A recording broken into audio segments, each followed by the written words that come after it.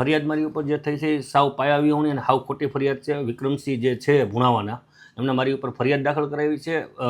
ખનીજના અધિકારીઓએ એફઆરઆઈમાં જે એને અરજી આપી છે એ અરજીમાં ચોખ્ખું લખેલું છે કે ભાઈ વિક્રમસિંહના કહેવાથી અમે આ ફરિયાદ લઈ છીએ, નામ આપી છીએ. એમાં મારું અને બીજા 4-5 વ્યક્તિઓના નામ એને આપેલા છે વિક્રમસિંહે, જે હાવ તદ્દન ખોટા નામ છે. ખનીજના અધિકારીઓને નથી જગ્યા ઉપરથી કોઈ વાહન મળેલું કે નથી કોઈ એવી વસ્તુ મળેલી, અને આજ દિવસ સુધી અમારા નામે કોઈ જેસીબી કે કોઈ ડમ્પર નામની વાહન અમારી પાસે છે નહીં. તો અમે ખનીજ ચોરીમાં ક્યાંય આવતા જ નથી ને અમે અમારો આ ધંધોય નથી ખનીજ ચોરીનો.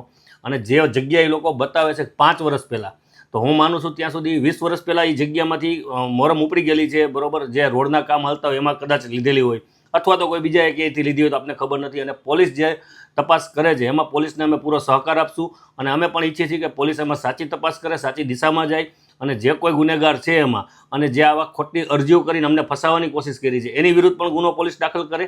અને આમાં જે બનાવ બન્યો છે હકીકતી બનાવ સાવ ખોટો છે. અમારા નામને બદનામ કરવા માટેની વાત છે.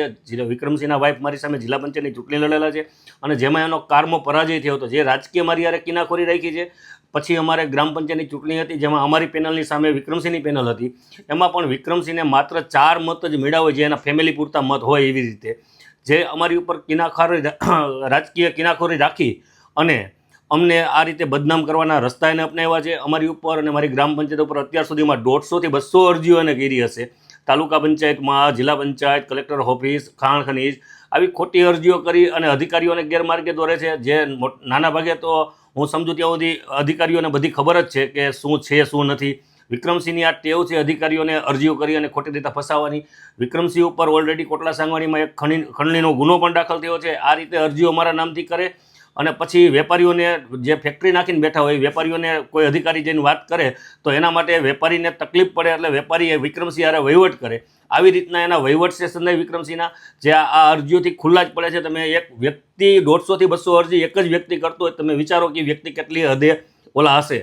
અને બીજા નંબરમાં કે જે મારે ખાસ તો મીડિયાના માધ્યમથી કહેવું છે કે યુટ્યુબરો જે અત્યારે જેને સાચી માહિતી જ નથી અને જે અમારું નામને અમારી છબીને ખરાબ કરવા માટે નીકળ્યા છે, યુટ્યુબરોને હું ખાસ અહીંથી એક વસ્તુ કહેવા માગું છું કે તમે પણ પહેલાં સાચું જોવો, જાણો, અને એફઆરઆઈ શું છે એ જોવો, કે ખનીજવાળાએ જે એફઆરઆઈ આપી છે એ શું છે એ જોવો, અને પછી આગળ વધો. કે અમારી ઉપર આક્ષેપ છે, એફઆરઆઈ છે, પણ એનો મતલબ એવો નથી કે અમે આના ગુનેગાર છીએ. આના માટે અમે કોર્ટમાં લડત આપશું, જેના માટે ન્યાયતંત્ર છે. ન્યાયતંત્રની પાસે અમે પોકાર મૂકશું અને ન્યાયતંત્ર ઉપર અમને પૂરો ભરોસો છે કે ન્યાયતંત્રમાંથી અમે આમાં બહાર આવશું જ.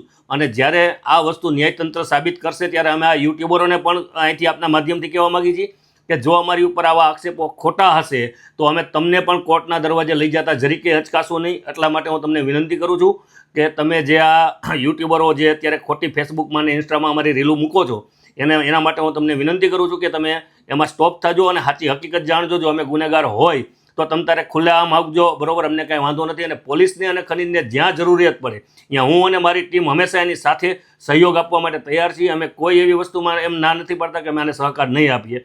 અમે પૂરેપૂરો સહકાર આપી અને સાચી દિશામાં તપાસ થાય એ જ દિશામાં અમે જવા માગીએ છીએ. કે સાચી દિશામાં તપાસ થાય તો વિક્રમસિંહનું પણ નામ આમાં ક્યાંક સંડોવાયેલું હશે જ તે, કારણ કે એ 2003થી માંડી અને ભૂમાફિયામાં એનું જ નામ હતું. તો હું એવું માનું છું કે એનું નામ આમાં ક્યાંક ને ક્યાંક સંડોવાયેલું નીકળશે. હા, અમે ન્યાયના તંત્રમાં છે જાહું, બરાબર. એમાંથી મને જો આમાંથી મને ન્યાય મળશે અને હું જે પ્રકારે વાત કરું છું એ પ્રકારે પછી હું આગળ બદનસીનો દાવો પણ એની વિરુદ્ધ કરીશ.